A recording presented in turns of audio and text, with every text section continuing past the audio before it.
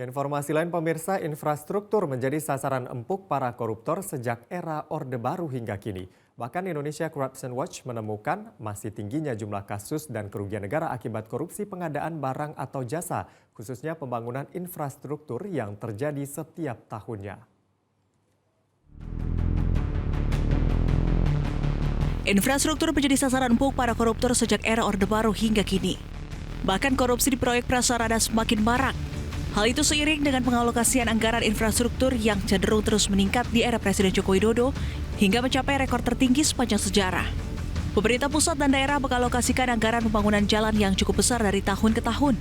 Bahkan sepanjang 2014 hingga 2023, Presiden Jokowi sudah menghabiskan anggaran infrastruktur triliunan rupiah. Korupsi infrastruktur memang sangat menggiurkan.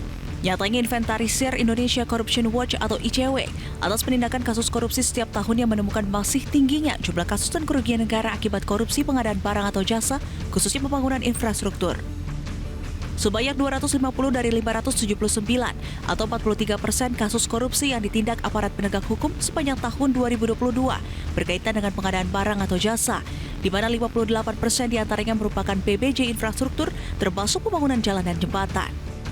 Data Indonesia Corruption Watch mencatat, ada total 184 kasus korupsi dalam sektor transportasi selama tahun 2017 hingga 2021. Dan masuk dalam 5 besar sektor dengan kasus korupsi terbanyak.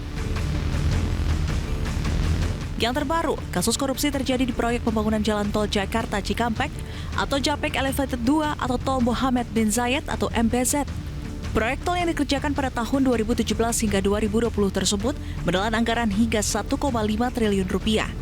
Korupsi patut dilihat sebagai benalu pembangunan. Agenda pemerintah untuk pembangunan dan agenda pencegahan serta pengawasan korupsi semestinya berjalan satu paket. Jika pencegahan korupsi lemah, maka pembangunan akan tidak optimal. Termasuk penguatan agenda anti korupsi bukan untuk menjegal atau menghambat pembangunan, melainkan untuk menjaga pembangunan. Jelajahi cara baru mendapatkan informasi. Download Metro TV Extend sekarang.